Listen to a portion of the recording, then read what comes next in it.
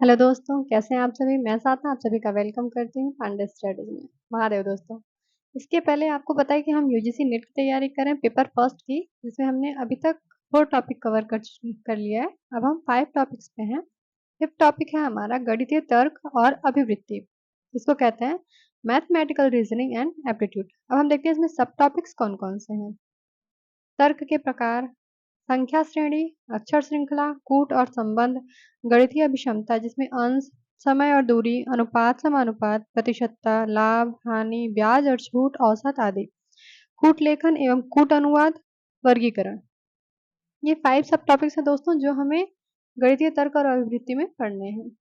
आइए शुरू करते हैं। सबसे पहले हम बात करते हैं तर्क की। तर्क क्या है? तर्क बुद्धि का कारक है।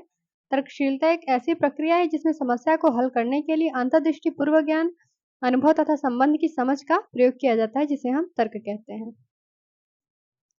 अब देख लेते हैं तर्क शास्त्र के प्रकार कौन कौन से हैं। तो अरस्तु ने मानव तर्क की समस्याओं से निपटने के लिए हमें एक विस्तृत व्यवस्थित प्रतिपादन बताया है। ये विधियां 3 प्रकार की होती हैं। पहली विधि है निगमनात्मक तर्क विधि, दूसरा आगमनात्मक तर्क विधि और तीसरा है अपवर्तन तर्क, अपवर्तन तर्क। ये 3 प्रकार हैं दोस्तों। अब इसमें हम अपने टॉपिक्स की ओर आते हैं। तर्क के अन्य प्रकार कौन कौन से हैं? वाचनिक तर्क, गैर वाचनिक तर्क, प्रस्ताव के रूप में तर्क, स्वचालित तर्क, मस्तिष्क तर्क का केंद्र। ये सभी हैं हमारे तर्क। अब तर्क के बाद हम आते हैं अपने श्रृंखला पूर्ति सीरीज कंपटीशन पे। इसमें फर्स्ट में दोस्तों, इसमें सीरीज में क्या, श्रृंखला में सीरीज में क्या क्या चीजें होती हैं ये हम देख लेते हैं। इसमें मैथमेटिकल चीजें आती हैं जिसमें कुछ नंबर्स रहते हैं अंतर श्रृंखला में, जैसे 2, 5, 8, 11, 14, 17। फिर एक फिलिंग द ब्लैंक्स दिया रहता है, उसके बाद नंबर दिए रहते हैं और उस फिलिंग द ब्लैंक्स में क्या आने वाला है ये आपको फुलफिल करना होता है। वो हम कुछ बेसिस पे कर सकते हैं, जैसे कि एक नंबर से दूसरे नंबर के बीच में कितने गैप है वो मेंशन करके, कुछ प्लस करके, कुछ माइनस या इनटू, या ये उसका स्क्वायर रूट है या इसका क्यूब है। इस तरीके से हम उस खाली स्थान को भरते हैं, उस श्रृंखला को पूरा करते हैं।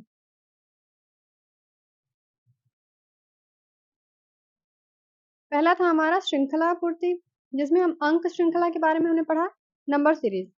दूसरा है इस श्रृंखला में अक्षर श्रृंखला। ये भी वैसे ही होता है लेकिन यहाँ नंबर्स ना होकर लेटर्स होते हैं, जिसमें वर्णमालाज आते हैं, ABCD करके आते हैं दोस्तों। इसमें जैसे A C E G दिया रहेगा, फिर फिल इन द ब्लैंक्स रहेगा, उसके बाद K रहेगा। आपको 4 ऑप्शंस दिए रहेंगे, I J K H M, 4-5 option रहेंगे जिसमें से आपको एक सिलेक्ट करना रहता है कि प्रश्न प्रश्न की आपूर्ति कैसे की गई है, उसी बेसिस पे आपको वो fill in the blanks fulfil करना रहता है। ये आता है हमारा अक्षर श्रृंखला लेटर सीरीज के अंतर्गत। अब थर्ड हमारा क्या है? कूट लेखन एवं कूटानुवाद, कोडिंग एवं डिकोडिंग। कोडिंग डिकोडिंग में भी यही चीजें आती हैं दोस्तों। एक एग्जांपल्स के तौर पे मैं आपको समझा देती हूँ। अगर दिया है पोस्टेड को डेट सॉप, जैसे POSTED को DETSOP कूटित किया जाए, तो उसी तरीके से स्पीड SPEED को कैसे कूटित करेंगे। इसके भी आपके 4 ऑप्शंस दिए रहते हैं और उस ऑप्शन में से कौन सा ऑप्शन करेक्ट है वो आपको क्लिक करना रहता है।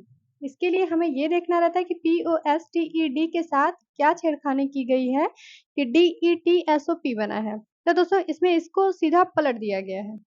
वैसे ही अगर हम SPEED को पलटेंगे तो DEEPS बन जाएगा। ये ऑप्शन हमारा करेक्ट ऑप्शन है। यही होता है हमारा कोडिंग डिकोडिंग। इसमें एक दिया है अंकों के कूट लेखन। इसमें दोस्तों एक वर्ड दिया रहता है और उसको एक अंक से कोडेड किया रहता है। जैसे है अंक में है ट्रेन है लिखा हुआ, और ट्रेन को कोडेड किया गया है 23:45:6 से, और दिया है यदि ट्रेन को 23:45:6 लिखा जाता है तो उसी प्रकार रेन को क्या कूटित किया जाएगा, यानी रेन को क्या लिखा जाएगा। तो अब ट्रेन के साथ क्या किया गया है ये चीजें आपको देखनी है। जैसे टी कौन से नंबर पे आता है, 20 पे। ऐसे करके आपको मेजरमेंट करके फिर देखना रहता है कि क्या चीजें कैसे आई हैं। नेक्स्ट टॉपिक है हमारा विशिष्ट पैटर्न के साथ coding, coding with specific pattern. अब इसमें क्या है? अग्रिम श्रृंखला। अग्रिम श्रृंखला में चीजें क्या क्या दी हुई है? एक अग्रिम श्रृंखला है, एक पश्चगामी है। जैसे एक क्वेश्चन आपका ABCD जैसे नॉर्मल बेसिस पे रहता है वैसे दिया रहेगा, और दूसरा हो पश्चगामी श्रृंखला में वो चीजें ABCD ना देके ZYXW ऐसे करके दी रहती हैं, और उसको हम कहते हैं पश्चगामी सीरीज, बैकवर्ड सीरीज। और तीसरा इसमें मिश्रित coding, mix coding letter and digits.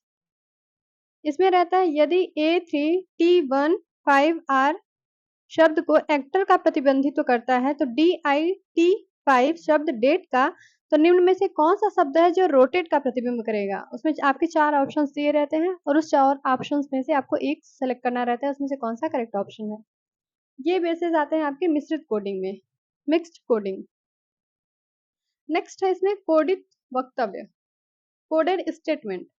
Statement में दोस्तों थोड़ी सी बड़ी सीरीज रहती है। इसमें यदि किसी कूट भाषा में DO डू री मी का अर्थ है ही इज लेट, फा में ला का अर्थ है सी इज अर्ली, और सो टी डू का अर्थ है ही लिव्स सून। निम्न में से लेट उस कूटित भाषा के किस शब्द का अर्थ है। ये करके आपको ये 4 ऑप्शन दिए रहते हैं, ला, मी, डू, रे। इसमें से कौन सा वर्ड है जो लेट को कूटित करता है।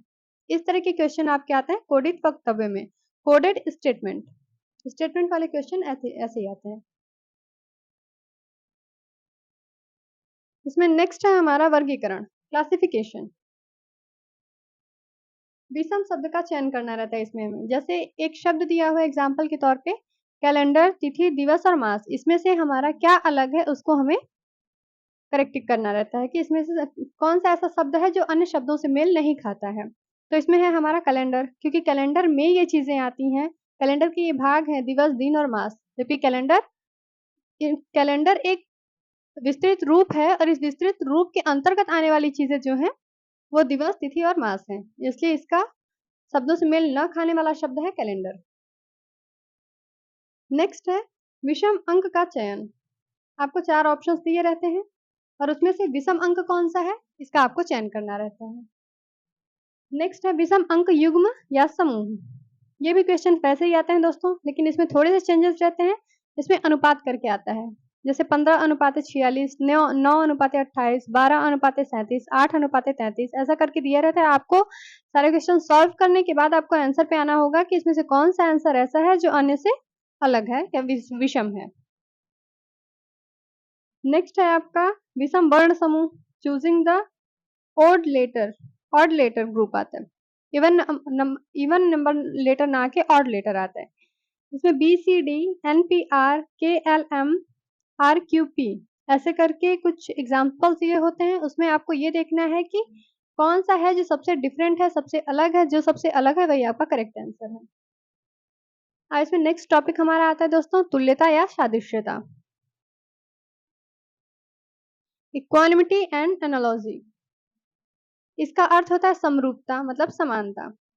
साधारण, प्रत्यक्ष, सादृश्य।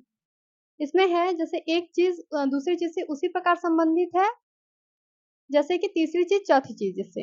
इसमें एग्जाम्पल दिया है परिधान कपड़े से उसी प्रकार संबंधित है जैसे जूता। जूते का संबंध किससे होगा, लेस, चमड़ा, मोची या पादुका। इसका संबंध होगा चमड़े से। ऐसे ही करके ये क्वेश्चन आते हैं जिसे हम साधारण या प्रत्यक्ष सादृश्यता कहते हैं।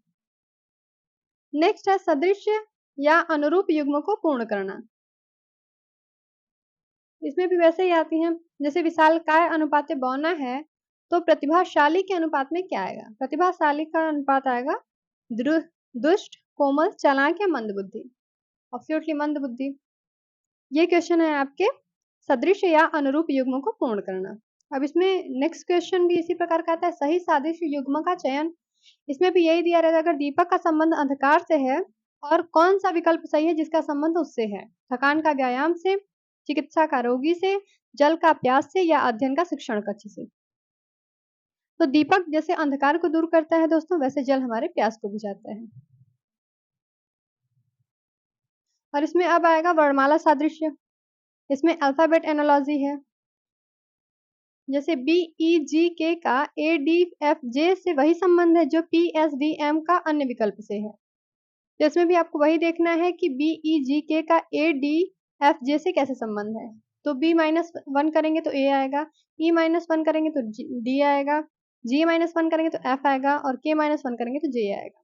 इसको माइनस किया हुआ है, तो PSVM के साथ भी यही प्रक्रिया दोहरानी है। अब है संख्या आधारित सादृश्यता, number based analogy. Number based analogy में चीजें कैसे दी रहती हैं, जैसे 9:14 है तो 26 क्या आएगा, ऐसे करके आपको क्वेश्चंस दिए रहते हैं, इसमें से एक ऑप्शन करेक्ट रहता है जिसपे आपको टिक करना रहता है। इसमें हमारा नेक्स्ट टॉपिक है दोस्तों ब्लड रिलेशन। जैसे मैंने इसमें पहले ही कहा कि ये गणितीय तर्क और अभिवृत्ति है, इसमें मैथमेटिकल्स भी है विद रीजनिंग भी है। तो ये जितने क्वेश्चन अभी आपने देखे वो मैथमेटिकल्स के थे। अब आते हैं रीजनिंग्स के क्वेश्चन, जिसमें है रक्त संबंध, ब्लड रिलेशन। ब्लड रिलेशन तो आप जानते होंगे कि क्या होता है, जैसे एक्स और वाई भाई हैं, सी और डी बहनें हैं, एक्स का बेटा डी का भाई है, वाई का सी से क्या संबंध है, ऐसे करके ये क्वेश्चन आते हैं जिसको आपका आंसर देने रहते हैं। ऑप्शंस हैं चाचा, दादा, पिता या कोई नहीं। इसका करेक्ट ऑप्शन है चाचा। ये चीजें आपको ऐसे करनी रहती हैं कि किसका संबंध किससे है, वो आपको संबंध बना के फिर ऑप्शंस के अकॉर्डिंग आपको फिल करना रहता है प्लेसमेंट। इसमें नेक्स्ट टॉपिक हमारा डायरेक्शन सेंस, दिशा बोध। इसमें कुछ बातें होती हैं जो ध्यान रखने योग्य हैं दोस्तों, वो मैं आपको बता देती हूँ। जैसा कि हम जानते हैं कि सूर्य पूरब में उगता है और इसलिए सूर्योदय के समय व्यक्ति या वस्तु का छाया पश्चिम की ओर जाता है, ये कॉमन चीज है, याद रखिएगा। और दूसरा है सूर्यास्त के समय व्यक्ति या वस्तु की छाया सदैव पूर्व में होती है। सूर्यास्त के समय व्यक्ति की छाया हमेशा पूर्व दिशा में होती है, चाहे वो किसी भी दिशा में रहे। यदि सूर्योदय के समय व्यक्ति उत्तर की ओर मुख करके खड़ा हो तो उसकी छाया उसके बाएं ओर होगी और सूर्यास्त के समय उसकी छाया उसके दाएं ओर होगी। दोपहर 12 बजे जब सूर्य की किरणें लंबवत होती हैं तो उसकी छाया का आकार न्यूनतम होगा। ये है कुछ मेन टॉपिक्स जो आपको ध्यान रखने हैं। और इसमें नेक्स्ट टॉपिक क्या है, बैठने का व्यवस्थितीकरण, सिटिंग अरेंजमेंट। सिटिंग अरेंजमेंट में दोस्तों दिया रहता है जैसे MNOPQ, ये 4-5 दोस्त हैं जो एक वृत्त टेबल पे बैठे हुए हैं, उनको किस प्रकार से बैठाएं कि किसके बीच में क्या है, कैसे क्वेश्चन पूछे वो आप बता पाए। जैसे अगर पूछ लिया कि MNOPQ, ये 5 दोस्त हैं और ये वृत्त टेबल पे मेज पे बैठे हुए हैं और P का मुख Q के ठीक सामने है, ऐसे करके क्वेश्चन देता है और वो आपको बताना रहता है। और इसमें एक क्वेश्चन और भी आते हैं दोस्तों ऊंचाई करके, जिसमें MNTR और D 5 मित्र हैं। सब मित्रों की लंबाई ऊंचाई भिन्न भिन्न है। T D की तुलना में अधिक लंबा व्यक्ति है किंतु M से छोटा है। R N से अधिक लंबा व्यक्ति है परंतु D से छोटा है। इन पांचों मित्रों में सबसे अधिक लंबाई वाला व्यक्ति कौन है? T M D R, ये आपके ऑप्शंस दिए रहते हैं, इसमें से आपको एक करेक्ट ऑप्शन चूज करना रहता है। नेक्स्ट है मूल गणित, बेसिक अर्थमेटिक। बेसिक अर्थमेटिक्स में आपके आते हैं अंश या भिन्न, फ्रैक्शन। फ्रैक्शन के बाद आपका आता है एलसीएम HCF, उसके बाद रेशियो। एलसीएम HCF मतलब लघुत्तम समापवर्तक और महत्तम समापवर्तक। इसके बाद समान अनुपात और समानुपात, रेशियो एंड प्रोपोर्शन।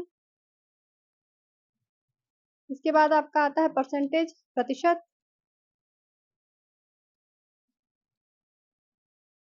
इसके बाद आता है अंक गणितीय मध्यमान, अर्थमेटिक मीन,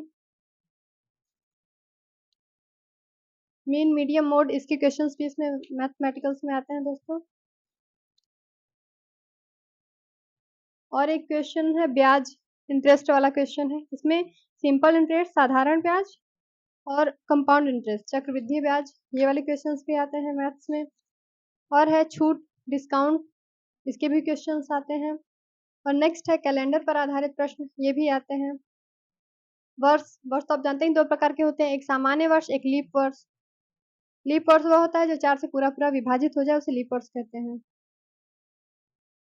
और आता है शताब्दी। शताब्दी भी 2 होती है, सामान्य शताब्दी और लीप शताब्दी। वह शताब्दी जिसमें 400 का पूरा भाग चला जाए।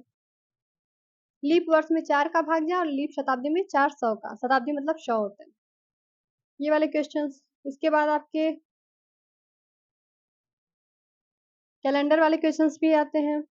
1 जनवरी 1995 को रविवार था, तो 1 जनवरी 1996 को कौन सा दिन होगा? रविवार, बुधवार, सोमवार या शनिवार? ऑप्शन सही है आपका सोमवार। ये वाले क्वेश्चंस भी करके आते हैं दोस्तों। नेक्स्ट है घड़ी।